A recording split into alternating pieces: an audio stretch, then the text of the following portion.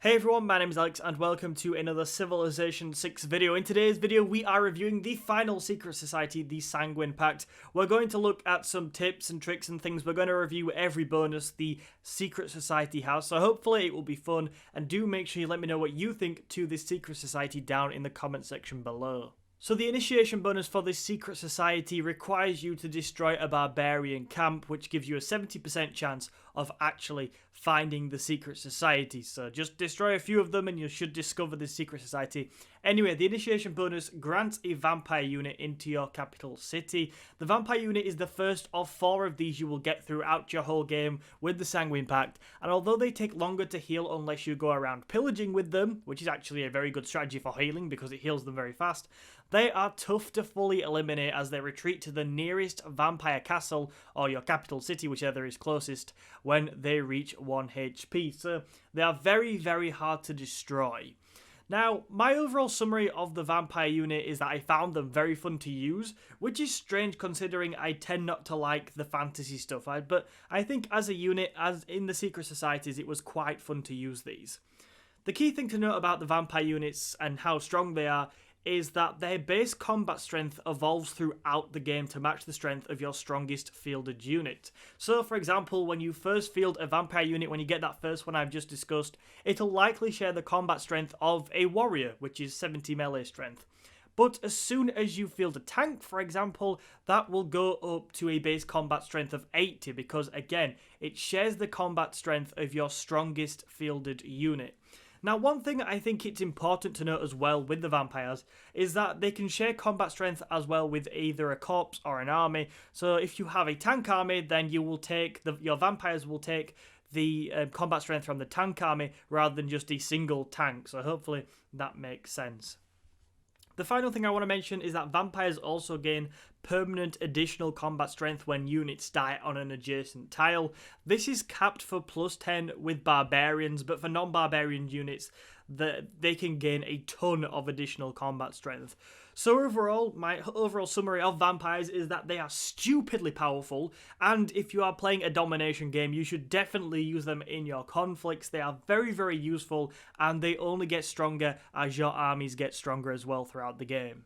So when you reach the medieval era, your secret society levels up again, and the ritual bonus in the medieval era for the Sanguine Pact is that it grants an additional vampire unit, taking your number of vampire units up to 2 now, and allows vampires to construct vampire castles, a maximum of 2 per empire in the game at this point.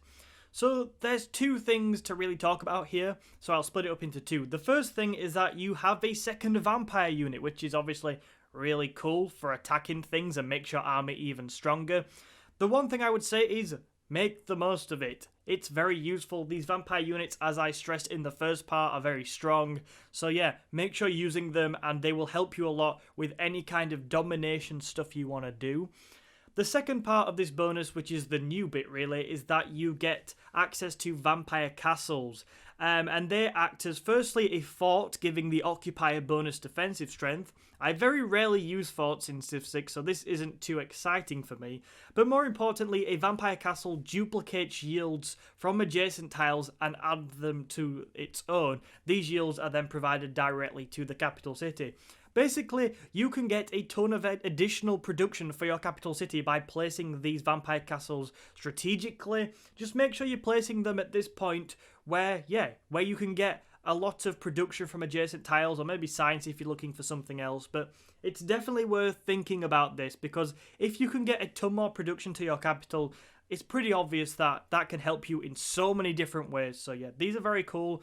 Overall, the vampire castles are pretty nice. Having an additional vampire is pretty nice, and this secret society is shaping up, even at this point, to be very exciting. So once you reach the industrial era, you can once again upgrade your secret society of the Sanguine Pact, and the indoctrination bonus in the industrial era that you will receive is you get an additional vampire unit in your capital, which means you now have 3 vampires. You also get access to a further vampire castle, meaning you now have 3 vampire castles, and the big bit really, your vampires now intimidate adjacent enemy units, reducing their combat strength by 5. Pillaging now costs vampires 1 movement as well, but that's not too big a deal in my opinion, so I'm not gonna say too much else on it. So, Let's split this up. So firstly, having an additional vampire and additional vampire castle is very, very good. The additional vampire, as I have said, vampires are very strong, so the more you have of them, the better. And the additional vampire castle is just going to allow you to get more production or whatever it is to your capital city, whatever you want to do with it. For me, the intimidation bonus is the biggest part to note with this leveling up of the Secret Society.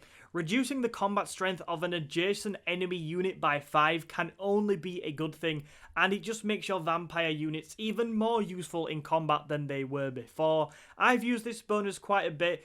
Like, -5's not the biggest deal in the world, but it's definitely worth it. It's definitely worth having a vampire strategically placed within your army to kind of give enemy units this -5, and then you can use the rest of your armies around your vampires to really push forward. But yeah, vampires are very good at this point at one, combat for themselves, but also, as we've just seen here, that -5 to enemy adjacent units means it's easier for your other units to attack as well. So they're very good in supporting and attacking themselves.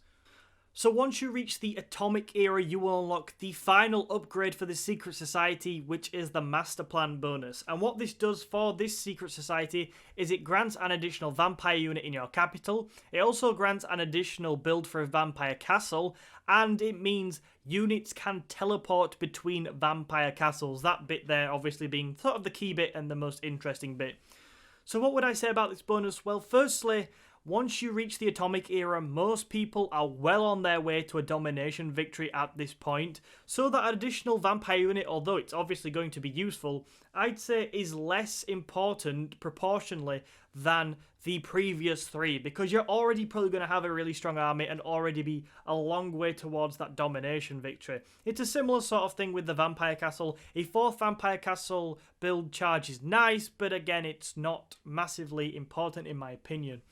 The interesting bit, like I said, for this particular upgrade is the ability to teleport units between castles, or vampire castles. Obviously, this gives your vampire castles an additional strategic use, and I think there are definitely benefits to this. It's going to make it easier for you to get your army across the world.